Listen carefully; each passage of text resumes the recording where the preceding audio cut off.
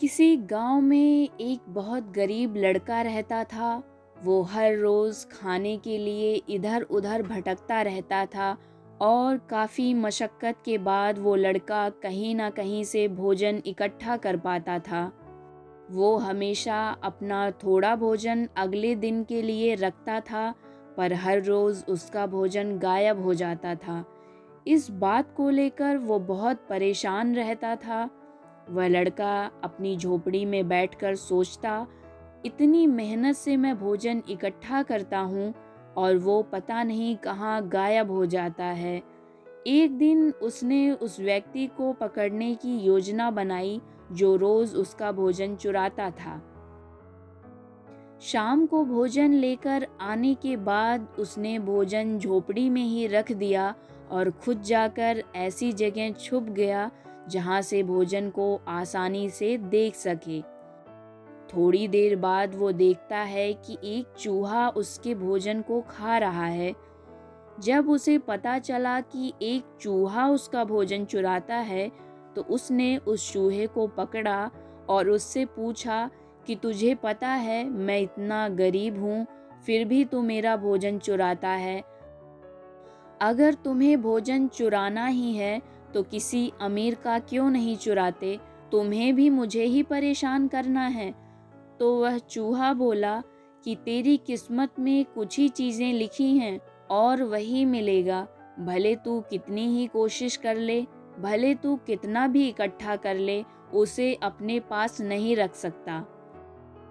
यह जानकर लड़का बहुत उदास हुआ और चूहे से कहने लगा, ऐसा कैसे हो सकता है? भगवान मेरे साथ ऐसा कैसे कर सकते हैं? तब चूहे ने कहा कि अगर तुझे जानना है कि तेरी किस्मत में क्या लिखा है, तो दूर पहाड़ी के ऊपर एक साधु रहते हैं, तू उनके पास जा। वो तुझे बता सकते हैं कि तेरी किस्मत में ऐसा क्यों लिखा है। लेकिन चूहे ने कहा कि रास्ता बहुत कठिन है और वहाँ जाने के लिए तुझे बहुत कठिनाइयों का सामना करना पड़ेगा। लड़का उन साधु से मिलने के लिए निकल पड़ा। चलते चलते बहुत रात हो गई थी। रास्ते में उसने एक हवेली देखी और उस हवेली के मालिक से एक रात रहने की परमिशन मांगी। उसे परमिशन मिल भी गई। हवेली वालों ने लड़के से पूछा कि वो इतनी रात को कहाँ जा रहा है, तो उसने उनसे कहा कि मैं पहाड़ पर रहने वाले एक साधु के पास जा रहा हूँ अपनी किस्मत के बारे में पूछने के लिए। तो हवेली वालों ने कहा कि तुम उन साधु से हमारा सवाल भी पूछोगे?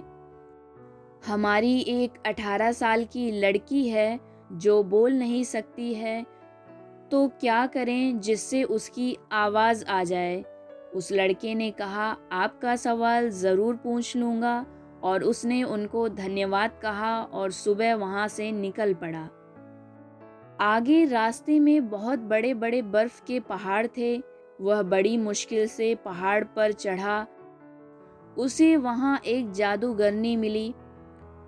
उसने उस लड़के से पूछा कि वह कहाँ जा रहा है, तो उसने कहा कि वह ऊंची पहाड़ पर रहने वाले साधु के पास जा रहा है अपनी किस्मत के बारे में पूछने के लिए। तो जादूगरनी ने कहा कि क्या तुम उन साधु से मेरा यह सवाल पूछोगे कि मैं हजारों सालों से तपस्या कर रही हूँ ताकि स्वर्ग जा सकूँ, और मेरे हिसाब से अब तक तो मुझे स्वर्ग में चले जाना चाहिए था, पर मैं अब तक यहीं हूँ, तो मैं स्वर्ग में जाने के लिए क्या करूँ? लड़के ने कहा कि ठीक है, मैं आपका सवाल भी उन साधु से पूछ लूँगा। उस जादूगरनी के पास एक छड़ी थी। उस छड़ी की मदद से उसने लड़के को बर्फ के पहाड़ के उस पार पहुंचा दिया। जब वह आगे बढ़ा तो उसके सामने बहुत बड़ी चुनौती थी। वहां बहुत बड़ी नदी थी जो वह खुद पार नहीं कर सकता था। तभी उसकी मुलाकात विशालकाय कछुए से हुई। कछुआ उसे लेकर जाने के लिए तैयार हो गया। फिर कछुए ने भी उससे वही सवाल पूछा, तुम कहाँ जा रहे हो? तो उसने सब बताया। तो कछुए ने भी एक सवाल पूछने के लिए कहा। कछुए ने कहा, मैं 500 सालों से ड्रैगर बनने की कोशिश कर रहा हूँ, पर अभी तक नहीं बन पाया। तो मैं ऐसा क्या करूँ जिससे मैं ड्रैगर बन जाऊँ? लड़के ने कहा, मैं आपका सवाल ज़रूर पूछूंगा। कछुए ने लड़के को अपनी पीठ पर बिठाया और नदी के उस पार पहुंचा दिया। आखिरकार लड़का उन साधु के पास पहुंच गया। वहां बहुत सारे लोग थे जो उन साधु के पास बैठे थे। साधु ने कहा कि मैं एक व्यक्ति के केवल 3 सवालों के जवाब दूंगा। अब लड़का दुविधा में पड़ गया क्योंकि उसे तो 4 सवाल पूछने थे। वो सोचने लगा कि उसे कौन से 3 सवाल पूछने चाहिए। उसने कछुए के बारे में सोचा कि कछुआ 500 सालों से ड्रैगर बनने की कोशिश कर रहा है। जादूगरनी हजारों सालों से स्वर्ग जाने के लिए तपस्या कर रही है और वह लड़की बिना बोले कैसे पूरी जिंदगी निकाल सकती है। फिर खुद के बारे में सोचा कि मैं तो सिर्फ गरीब हूँ, मांग कर भी अपनी जिंदगी गुजार सकता हूँ। पर कछुआ, जादूगरनी और लड़की की परेशानी तो मेरी परेशानियों से बहुत बड़ी हैं। तो लड़के ने उनके 3 सवालों के जवाब उन साधु से पूछा।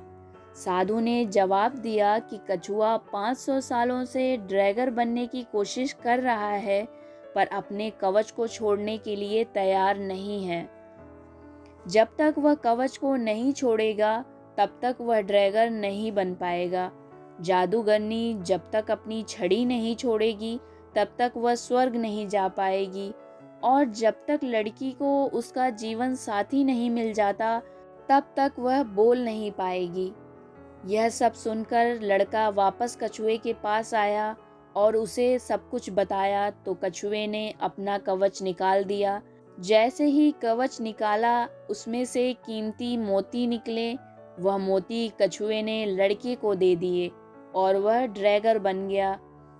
फिर जादूगरनी के पास गया और सारी बात बताई। तो जादूगरनी ने अपनी जादू की छड़ी लड़के को दे दी और वह स्वर्ग में चली गई। उसके बाद लड़का उसी हवेली में गया जहां वो इस सफर में ठहरा था।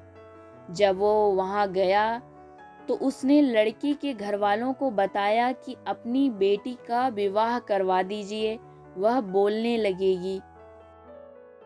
लड़की के घर वालों ने कहा कि तुम्हारी वजह से हमारी बेटी को आवाज़ मिली है, तो क्यों ना तुम ही उससे विवाह कर लो। इस तरह लड़के को पैसा, पावर और एक खूबसूरत जीवन साथी मिल गई।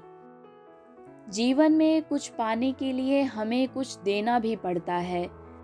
जब जादूगरनी ने छड़ी दी तो उसे स्वर्ग मिल गया। वैसे ही जीवन में कुछ बड़ा करने के लिए अपने कंफर्ट जोन से बाहर आना पड़ता है। कंफर्ट जोन में रहने वाले लोग बहुत ही कम कठिनाइयों का सामना करते हैं, क्योंकि वो अपनी जिंदगी में कोई खास बदलाव नहीं चाहते हैं। बस जो चल रहा है चलने दो, इस सोच के साथ अपनी जिंदगी जीते रहते हैं।